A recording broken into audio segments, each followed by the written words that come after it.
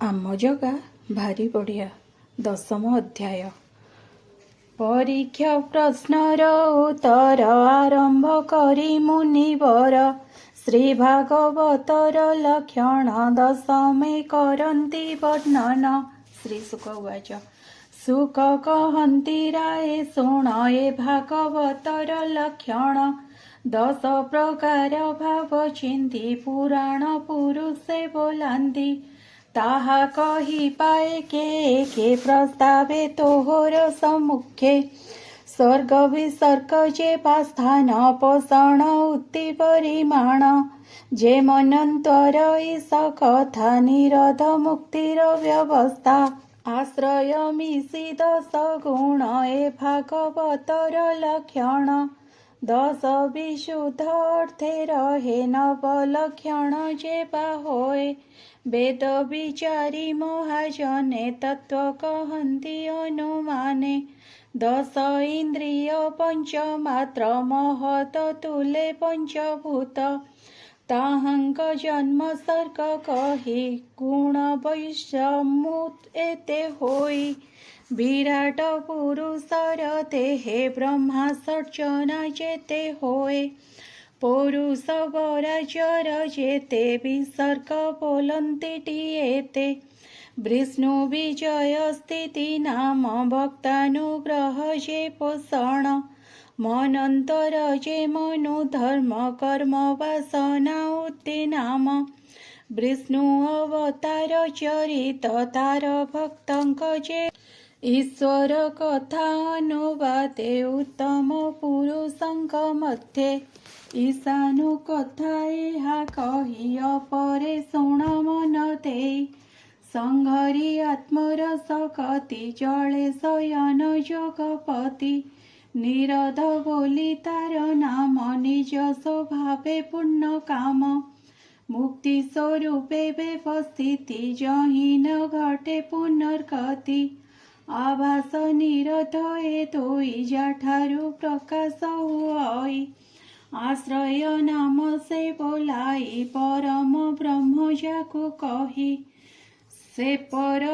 ସେ ପରମାତ୍ମା ନର ହରି ଅଶେଷ ଘଟେ ଅଛି ପୁରୀ। ତାର ସକାଶୁ ଜୀବ ଏକ ଏଣୁ ବୋଲଇ ଆଧ୍ୟାତ୍ମିକ। ସେ ଅଧିଦେବତା ବୋଲାଇ ଅଧିଭୂତଙ୍କ ଆତ୍ମା ସେହି। ଯେବେ ନିବିଚ୍ଛେଦ କରଇ ତାହାକୁ ଅଧିଭୂତ କହି। ଅଭାବେ ଏକ ଏକତର ଯଦି ନ ଲକ୍ଷେ ପରସ୍ପର। ତେବେ ନୁହଇ ସଂସାର ଯେମନ୍ତେ ଚକ୍ଷୁ ଦିନକର।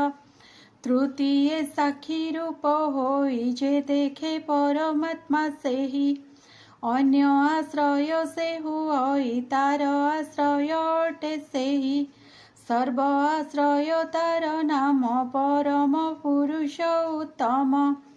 ସେ ଯୋଉ କାଳେ ଅଣ୍ଡ ଭେଦି ବାହାର ହେଲା ଗୁଣ ନିଧି। ଆତ୍ମାର ସ୍ଥାନ ଇଚ୍ଛା କରି ସ୍ୱଭାବେ ଜଳ ସୃଷ୍ଟି କରି। ସେ ଜଳ ମଧ୍ୟେ ମାୟାଧର ବଞ୍ଚିଲା ସହସ୍ର ବତ୍ସର। ଜଳର ନାର ବୋଲି ନାମ ତେଣୁ ତା ନାମ ନାରାୟଣ। ଯେ ଦ୍ରବ୍ୟ ଗୁଣ କର୍ମ କାଳ ସ୍ୱଭାବେ ଜୀବ ଏକ ମେଳ। ଯା ଅନୁଗ୍ରହେ ଉପୁଜନ୍ତି ଯାର ନିଗ୍ରହେ ଲୀନ ହୁଅନ୍ତି। ସେ ଯୋଗ ମାୟା ବଳେ ଉଠି କଳ୍ପିଲା ଯେଣୁ ନାନା ସୃଷ୍ଟି। ସୁବର୍ଣ୍ଣମୟ ତା ଶରୀର ସର୍ଜିଲା ତ୍ରିବିଧ ପ୍ରକାର। ଅଧିଦୈବତ ଆଧ୍ୟାତ୍ମିକ ଆପର ଅଧିୟୌତିକ। ଶୁଣ ପରୁଷ ବୀର୍ଯ୍ୟ ବଳେ ଯଥା ତ୍ରିବିଧ ଭେଦ ହେଲେ। ଅନ୍ତ ଶରୀର ଆକାଶରୁ ପରମ ପୁରୁଷ ଜ୍ୟେଷ୍ଠାରୁ। ସ୍ୱଭାବେ ଓଜସଃ ବଳ ଜାତ ହୋଇଲେ ଅନର୍ଗଳ। ଏ ତିନି ଭାବୁ ପ୍ରାଣ ଜାତ 10 ପ୍ରାଣଙ୍କ ମୂଳ ନାଥ। ତାହାର ବଳେ ପ୍ରାଣ ବଳ ଇନ୍ଦ୍ରିୟ ଚେଷ୍ଟା ହିଁ ସକଳ।